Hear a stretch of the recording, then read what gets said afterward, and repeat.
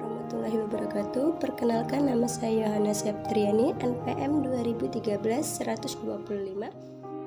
Di sini saya akan menjelaskan tentang modul 2, bab 1, perencanaan pembelajaran di PAUD. Pada bagian ini akan dibahas tentang kedudukan perencanaan pembelajaran dalam layanan PAUD, kebijakan pemerintah, potret penerapan perencanaan pembelajaran di satuan PAUD dalam kondisi khusus dan upaya yang dilakukan. Perencanaan pembelajaran adalah kunci bagi program anak usia dini yang berkualitas tinggi. Perencanaan membantu guru mengarahkan langkah-langkah dalam mencapai tujuan. Sejak ditetapkannya Coronavirus Disease 2019 atau COVID-19 sebagai pandemi pada awal Maret 2020 yang lalu, pemerintah mengeluarkan kebijakan untuk menutup seluruh satuan pendidikan dalam rangka menghentikan penyebaran virus tersebut, tidak terkecuali pendidikan anak usia dini. Salah satu dampak yang paling terlihat dalam proses pembelajaran di tengah pandemi COVID-19 adalah keefektifan proses pembelajaran itu sendiri. Pembelajaran pada anak usia dini bertujuan untuk mendorong perkembangan peserta didik secara optimal melalui pengalaman belajar yang bermakna dan menyenangkan, sehingga anak mencapai kompetensi, sikap, pengetahuan, dan keterampilan yang mendukung keberhasilan di sekolah dan pendidikan pada tahap selanjutnya. Saya akan menjelaskan tentang pengertian, manfaat, dan prinsip perencanaan pembelajaran. Yang pertama, pengertian perencanaan pembelajaran adalah kunci untuk program anak usia dini yang berkualitas tinggi atau rancangan program untuk memfasilitasi anak dalam proses belajar agar mencapai pertumbuhan dan perkembangan secara optimal. Yang kedua, manfaat perencanaan pembelajaran anak usia dini akan membantu guru mencapai tujuan pembelajaran secara efektif. Adapun manfaat perencanaan pembelajaran ditujukan agar 1. Mengembangkan 6 aspek perkembangan anak, yakni perkembangan nilai agama dan moral, perkembangan fisik motorik, kognitif, sosial, emosional, bahasa, dan seni. Yang kedua, mendukung pencapaian inti dan kompetensi dasar. Yang ketiga, mendukung pencapaian pengetahuan, keterampilan, dan sikap yang perlu dimiliki oleh anak usia dini. Yang keempat, mendukung pembelajaran menjadi bermakna dan mengembangkan sehingga mampu mengoptimalkan pertumbuhan dan perkembangan anak.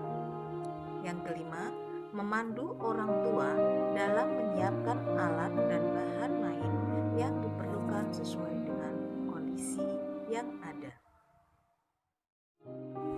Prinsip perencanaan pembelajaran. Prinsip utama, rancangan pembelajaran harus memberikan pengalaman belajar yang bermakna bagi anak.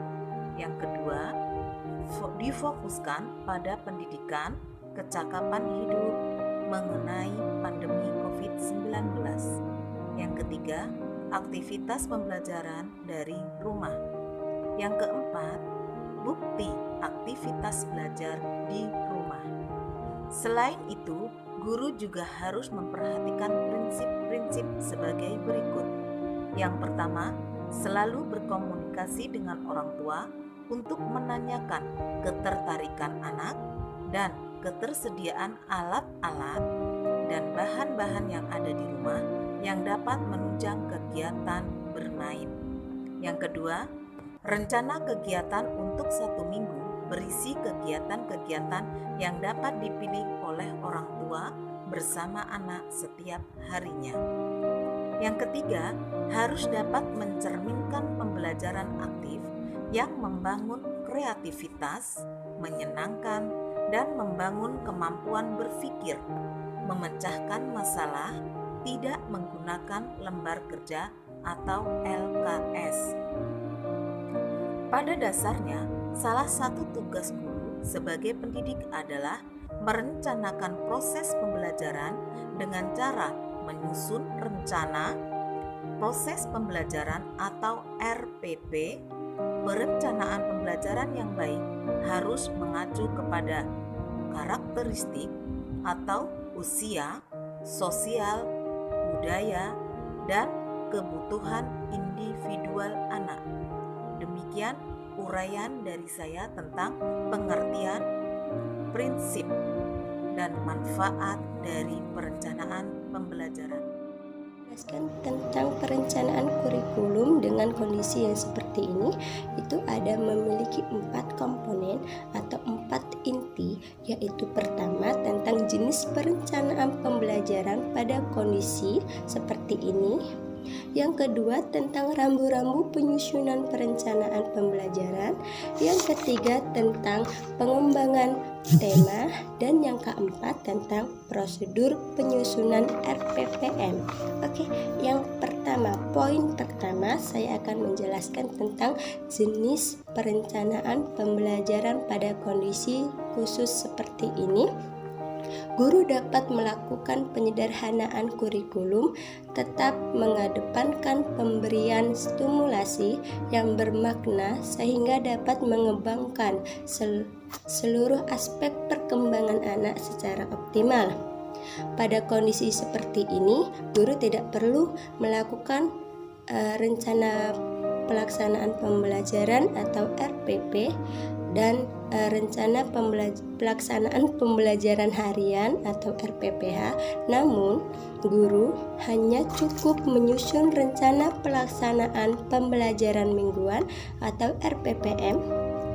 RPPM sendiri merupakan acuan untuk mengelola kegiatan bermain dalam 1 minggu. Format RPPM tidak harus baku, tetapi memuat komponen-komponen yang ditetapkan yang terdiri dari: pertama, identitas program; kedua, tentang KD yang dipilih; 3, materi pembelajaran; dan yang keempat, tentang rencana pembelajaran.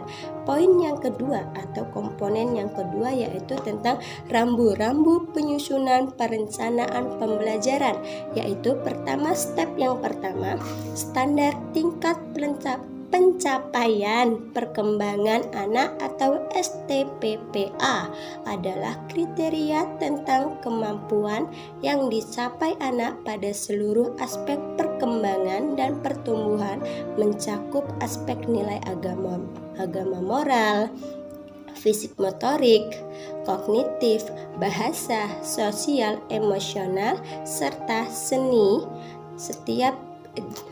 di setiap kelompok usia. Yang kedua yaitu komponen dasar atau KD, merupakan tingkat kemampuan dalam konteks muatan pembelajaran, tema pembelajaran, dan pengalaman belajar yang mengacu pada kompetensi inti.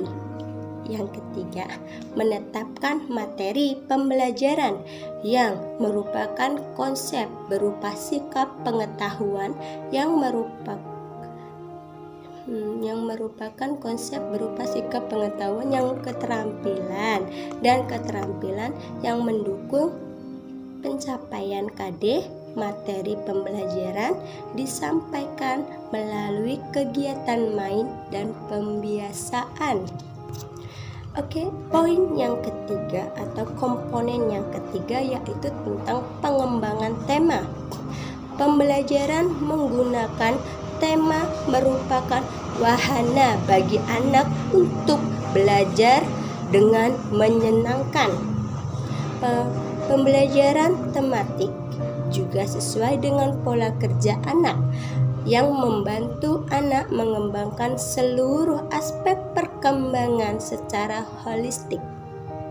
Tema berperan sebagai fungsi membingkai seluruh materi pembelajaran melalui kegiatan bermain dalam mengembangkan tema.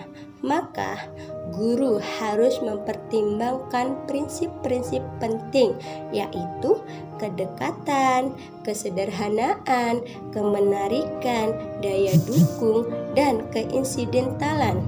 Tema dapat dipelajari dalam jangka waktu tertentu. Tidak ada ketentuan berapa lama tema akan dilaksanakan. Oke, poin keempat. Komponen yang keempat yaitu tentang prosedur penyusunan RPPM. Kualitas pembelajaran dapat diukur dan ditentukan oleh sejauh mana kegiatan pembelajaran dapat mengubah perilaku anak ke arah yang sesuai dengan tujuan yang telah ditetapkan. Guru PAUD diharapkan mampu merancang rencana pembelajaran berupa RPPM yang berisi: pertama, identitas program layanan; kedua, pemilihan KD; ketiga, materi pembelajaran; dan yang keempat, rencana kegiatan. Oke, resumer yang bisa saya sampaikan, kesimpulan dari presentasi saya yaitu perencanaan pembelajaran harus disusun oleh guru sebelum melaksanakan pembelajaran secara mandiri. Guru diharapkan atau diperkenankan hanya menyusun RPPM dengan memperhatikan prinsip-prinsip dan rambu-rambu penyusunan RPPM. Dalam menyusun RPPM, guru harus mempertimbangkan pemilihan tema berdasarkan prinsip-prinsip pengembangan tema yang tadi saya sudah jelaskan. Kegiatan pembelajaran yang disusun untuk 1 minggu haruslah menarik, menyenangkan, dan membuat anak aktif. Sekian presentasi dari kami. Bila ada kesalahan dalam menyampaikan materi, kami mohon maaf yang sebesar-besarnya. Kami akhiri. Wassalamualaikum